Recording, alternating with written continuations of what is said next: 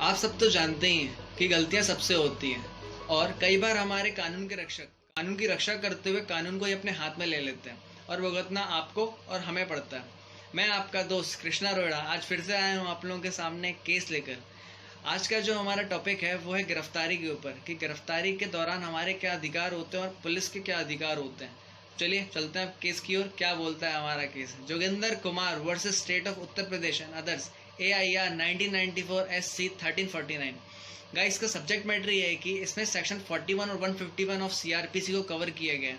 Section 41 में यह दिया हुआ है कि विदाउट वारंट पुलिस कब हमें पकड़ सकती है, डिटेन कर सकती है, कस्टडी में कब ले सकती है। और साथ में 151 की बात ये की गई कि विदाउट वारंट 24 आवर्स के अंदर अंदर मजिस्ट्रेट के सामने पुलिस ऑफिसर को हमें प्रेजेंट करना ही होता है डिटेन और कस्टडी के दौरान।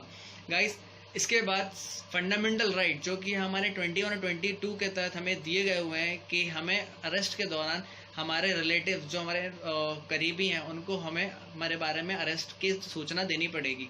किसको? पुलिस ऑफिसर को। और साथ में हमारा ये अधिकार है कि हम अपने मनपसंद के लॉयर को हायर करके उससे कंसल्ट कर सकते हैं प्राइवेटली। आप इस केस को सुनोगे तो आपको लगेगा कैसा केस है ये। एक वकील पहुंचता है इंक्वायरी के लिए तो उसको पुलिस वाला कस्टडी में ले लेता है। चलिए गाइस, चलते हैं इसके फैक्ट्स की ओर। क्या बोलते हैं इसके फैक्ट्स? गाइस, फैक्ट्स ये हैं कि एक एडवोकेट होता है हमारे जैसा जो रजिस्टर्ड होता है और सीनियर सुपरिटेंडेंट ऑफ पुलिस जो गाजियाबाद के होते हैं उन्हें फ़ोन लगा के बुलाते हैं केस की इंक्वायरी के लिए। वो पहुंचते हैं अपने भाइयों के साथ और उनको कस्टडी में रख लिया जाता है और उनके भाइयों का कहा जाता है कि हम इनको शाम को छोड़ देंगे। पर 7/1/1994 की बात है, उनके भाइयों को लगता है 12:55 की नहीं, ये गलत है। बहुत चिंता का माहौल बन जाता है वहाँ पे, वो बहुत परेशान हो जाते हैं। तो वो एक टेलीग्राम लिखते हैं chief minister of Uttar Pradesh को। ये कहते हैं कि भाई जो मेरे भाई हैं जोगिंदर कुमार जी, उनको पुलिस लपेटे में ले रही है। और उनको ये लगता है, ये भी लिखते हैं उसमें कि भाई वो शायद इनको नकली जुर्म में कोई इनको मार ना डालें, हत्या ना कर दें इनकी। इस चीज़ को वो टेलीग्राम में लिखते हैं।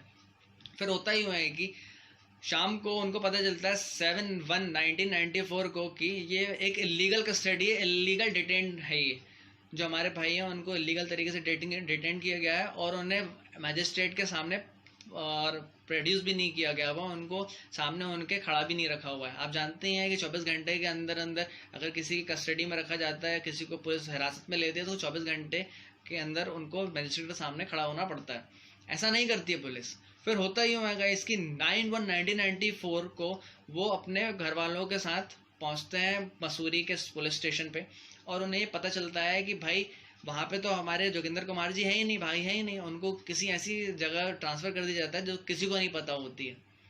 और पर ऐसा क्यों होता है, ये एक बहुत बड़ा चिंता का माहौल बन जाता है वहाँ पे उस टाइम पे, क्योंकि उनको डाउट तो होता है क्योंकि इलीगल कस्टडी है, प्रोड्यूस भी नहीं हुआ बंदा वहाँ पे उनके सामने। जोगिंदर कुमार जो वकील होते हैं उनके भाई डर जाते हैं, परेशान हो जाते हैं। उनके पास एक आखिरी ऑप्शन बचता है, वो होता है आर्टिकल 32, मतलब भारत का संविधान का फंडामेंटल राइट यूज़ करते हैं। वो सुप्रीम कोर्ट पहुंचते हैं। उनने हैबियस कॉर्पस की रेट लगाई होती है, जिस पिटिशन के दौरान एक नोटिस जनरेट करता है कोर्ट। तारीख होती है 11/1/1994। उसमें यह रहता है कि SSP और जोगिंदर कुमार को कोर्ट में प्रेजेंट किया जाए 14/1/1994 को। बट ये होता है कि SSP उनको कोर्ट में ये कहते हैं कि भाई वो बंदा ऑलरेडी जो है रिलीज हो चुका है। कोर्ट उनसे सवाल पूछती है ये कैसा अनुपालन है भाई, उसके बारे में तो जानकारी नहीं है कोर्ट को, रिलीज कब हुआ, तो उसको डिटेन क्यों किया गया, कोई जानकारी नहीं हमारे पास। जो हैबियस कॉर्पस की रेट है वो अभी लगी हुई है, ग्रांट भी नहीं हुई है, कुछ पता भी नहीं है। आखिर सवाल रखती है उनके सामने 3 कि उनको कस्टडी में क्यों लिया गया, ऐसी उनने ऐसा अरेस्ट क्यों किया गया, ऐसा उनने क्या काम किया था कि उनको डिटेन करना पड़ा आपको।